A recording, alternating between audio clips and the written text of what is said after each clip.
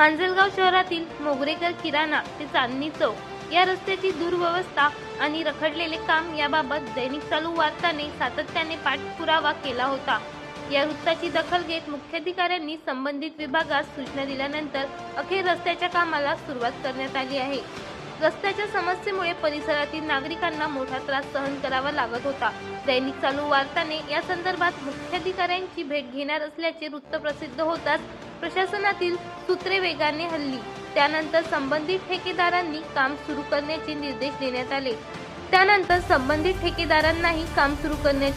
देण्यात आले। त्यामुळे ठेकेदारांच्या मनमानी कारभाराला चाप बसल्याची चर्चा नागरिकांमध्ये सुरू आहे।